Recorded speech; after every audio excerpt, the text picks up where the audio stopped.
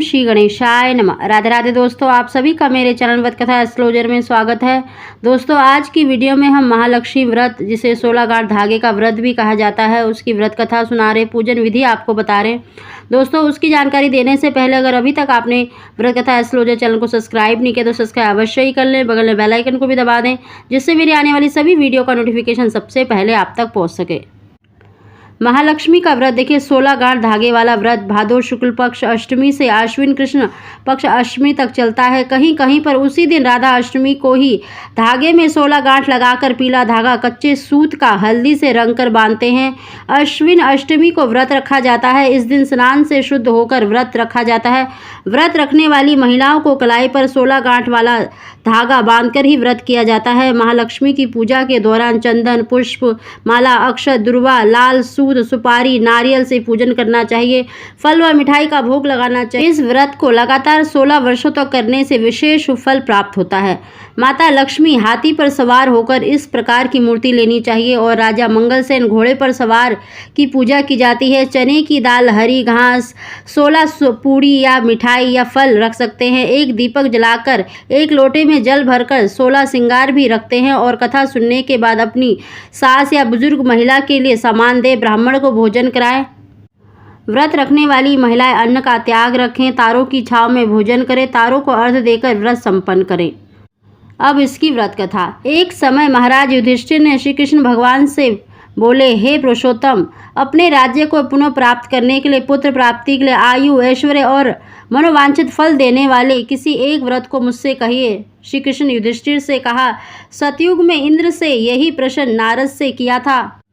नारद जी ने कहा, हे इंद्र, पूर्व समय में एक अत्यंत रमणीक पुरंदरपुर नगर था। वह नगर धर्म, अर्थ, काम, मोक्ष इन चारों पुरुषार्थों की उत्पत्ति स्थल होने के कारण संसार का बहुत ही रमणीक नगर था। उस नगर में मंगलसेन नाम का एक राजा राज्य करता था। उसकी 2 रानियां थी। एक का नाम चिल देवी और दूसरी का नाम चोल देवी था। एक समय राजा मंगल रानी चोल देवी के साथ महल के शिखर पर बैठा था। वहां से उसकी दृष्टि समुद्र के जल से घिरे हुए एक स्थान पर पड़ी। उसे देखकर अति प्रसन्नचित्त राजा ने हंसकर चोल देवी से कहा, हे चंचलाक्षी, मैं तुम्हारे लिए नंदन वन को भी लजाने वाला एक बगीचा बनवा दूंगा। राजा के वाक्य सुनकर रानी ने कहा, हे स्वामी, ऐसा ही करिए। तद अनुसार राजा ने उस स्थान पर एक बगीचा बनवा दिया। थोड़े ही समय में वह बगीचा अनेक वृक्ष, लता, फूल, फल और पक्षियों से संपन्न हो गया। एक समय उस बगीचे में एक विकराल शरीर वाला मेघतुल्य सूगर आ गया। उसने वहां आकर अनेक वृक्षों को तोड़ डाला तथा उस बाग को नष्ट भ्रष्ट कर दिया। सूगर ने कई रखवालों को भी मार डाला। तब उद्यान के रक्षक भयभीत होकर राजा के पास गए और सब हाल कह सुनाया। यह बात सुनकर राजा ने अपनी सेना को आज्ञा दी कि शीघ्र ही जाकर उस सूगर को मार डालो।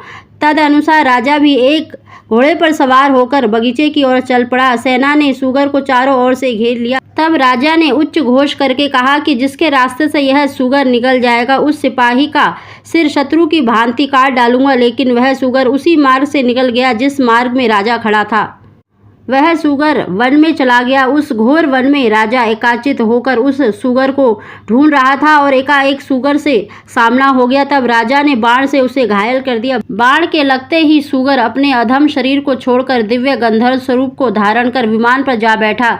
गंधर्व बोला, हे महिपाल, आपका कल्याण हो। आपने मुझे सूगर योनि से छुड़ाया, सो बड़ी कृपा हो। अब मेरा हाल सुनिए। एक समय ब्रह्मा जी देवताओं से घिरे बैठे थे और मैं उनको तरह तरह के गुणों से युक्त गीत सुना रहा था। गाते गाते मेरे ताल स्वर भटक गया और इसी कारण ब्रह्मा जी मुझ चित्ररथ को, गंधर्व को श्राप दे दिया कि तू पृथ्वी पर जाकर सूगर हो। जिस समय राजाओं का राजा मंगल तुझे अपने हाथों से मारेगा, उस समय तू सूगर योनि से छूटकर फिर से गंधर्व योनि को प्राप्त होगा। अतएव हे महीपते, मैं इस योनि में आया था। आज आपके हाथ से मरकर मैं सूगर योनि से छुटकारा पा गया। अब मैं प्रसन्न होकर देवताओं से भी दुर्लभ एक वर देता हूँ, उसे स्वीकार करिए। धर्म, अर्थ, काम तथा मोक्ष को देने वाला यह एक महालक्ष्मी व्रत है। इसे करके आप सार्वभौम राजा हो जाएंगे। अब आप प्रसन्नचित्त होकर अपनी राजधानी को जाइए।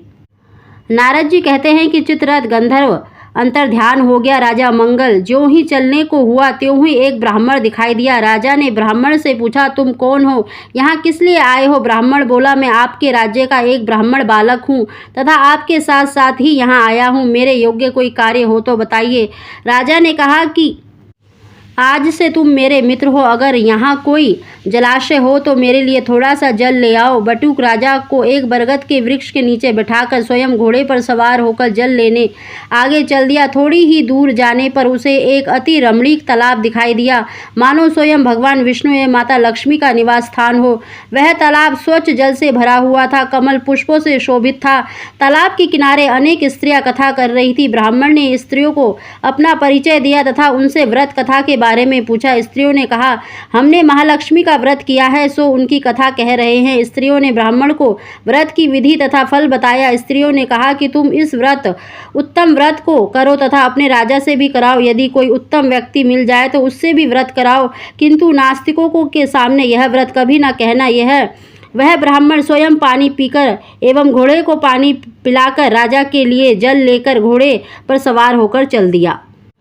राजा को जल देकर उस व्रत का महत्व बताया और अनेक प्रकार की सामग्री एकत्रित करके राजा से व्रत कराया। वह राजा घोड़े पर सवार होकर ब्राह्मण के साथ अपनी पुरी के निकट पहुंचा। अपने राजा को आते देखकर नगरवासियों ने फूल मालाओं से उनका स्वागत किया। उस ब्राह्मण के साथ राजा मंगल अपनी पटरानी चोल देवी के महल में गया। जाते ही रानी ने राजा के हाथ में एक डोरा बंधा देखा। इस पर रानी ने अत्यंत क्रोधित होकर कहा कि मालूम होता है कि राजा शिकार के बहाने किसी दूसरी स्त्री के पास गया था। उसी के सौभाग्य के लिए राजा ने हाथ में यह डोरा बांध रखा है। उसी का भेजा यह ब्राह्मण बालक भी मुझे देखने आया है। ऐसा विचार करके चोल देवी ने राजा के हाथ से बंधा डोरा तोड़कर पृथ्वी पर फेंक दिया। संयोगवश उसी समय चिल देवी की एक दासी कुछ देखने आई थी। उसने वह डोरा उठाकर उस ब्राह्मण से उसका कारण पूछा। ब्राह्मण ने दासी को सारी बात बताई और व्रत के बारे में भी बताया। तब दासी ने चिल देवी के पास जाकर यह व्रत बताया और ब्राह्मण को बुलाकर विधिवत महालक्ष्मी का उत्तम व्रत व पूजन किया। 1 वर्ष बाद महालक्ष्मी के दिन चिल देवी के महल से गाने बजाने का शब्द सुना। यह शब्द राजा मंगल ने भी सुना। तब राजा को महालक्ष्मी का व्रत का ध्यान आया और वह ब्राह्मण से कहने लगा, अरे आज महालक्ष्मी जी का दिन है, मेरा वह डोरा कहाँ है? यह पूछने पर ब्राह्मण ने चोल देवी के द्वारा डोरा तोड़े जाने की बात बताई। यह सुनकर राजा चोल देवी पर कुपित हुआ और कहने लगा कि आज मैं चिल देवी के साथ ही पूजन करूंगा। तब राजा ब्राह्मण के साथ चिल देवी के महल गया। उसी समय लक्ष्मी जी एक वृद्धा रूप धारण कर चोल देवी के महल में उसकी परीक्षा लेने गई। चोल देवी ने वृद्धा को भला बुरा कहकर वहां से चले जाने को कहा। तब वृद्धा रूपी महालक्ष्मी ने चोल देवी को श्राप दिया कि तू सुगर मुखी हो जा और यह मंगलपुर कोल्हापुर हो जाए। तभी से यह नगर कोल्हापुर कहलाने लगा। लक्ष्मी जी वहां से चलकर चिल देवी के महल में गई तो वहां अनेक प्रकार से उनकी सम्मान पूर्वक पूजा हुई। पूजन के बाद चिल देवी ने साक्षात लक्ष्मी जी का पूजन किया। तब लक्ष्मी जी बोली, मैं तुमसे पूर्णतः संतुष्ट हूँ, तुम जो चाहो वह वर मांगो। चिल देवी ने कहा, हे सुरेश्वरी, जो आपका उत्तम व्रत करे उसका घर आप कभी ना त्यागे तथा कथा पढ़े या सुने उनको भी आप मनवांछित फल दें। महालक्ष्मी जी तथास्तु कहकर अंतर ध्यान हो गई। राजा ने भी चिल देवी के साथ पूजन किया और उसी समय ईर्षापूर्वक चोल देवी भी चिल देवी के यहाँ चली आई। जबकि द्वारपालों ने बहुत मना किया फिर भी वह एक न मानी और चोल देवी ने वहाँ का हाल देखकर न जाने क्या सोचा और अंगिरा ऋषि के यहाँ आश्रम में चली गई। ऋषि ने चोल देवी का कुरूप चेहरा देखकर उससे महालक्ष्मी का व्रत पूजन कराया। महालक्ष्मी जी के पूजन व व्रत के प्रभाव से वह दोबारा सुंदर स्त्री हो गई।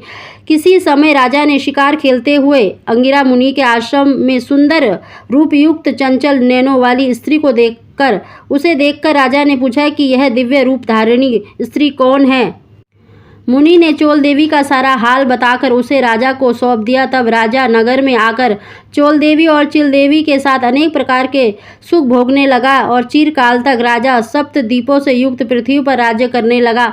महालक्ष्मी के व्रत के प्रभाव से ब्राह्मण राजा का मंत्री बना। वह राजा पृथ्वी के समस्त सुखों को भोगता हुआ अंत में आकाश में नक्षत्र बनकर स्थित हुआ। हे इंद्र, धर्म, काम, मोक्ष की इच्छा से तुम भी इस व्रत को करो। इसके करने से महालक्ष्मी धन, धान्य, कीर्ति, आयु, यश, पुत्र, पौत्र आदि सब कुछ देती है। श्री कृष्ण युधिष्ठिर से बोले, हे युधिष्ठिर, नारद जी द्वारा कहा गया यह व्रत इंद्र ने किया। आप भी इस व्रत को करें तो अवश्य ही मन वांछित फल की प्राप्ति होगी। बोलो महालक्ष्मी जी की जय।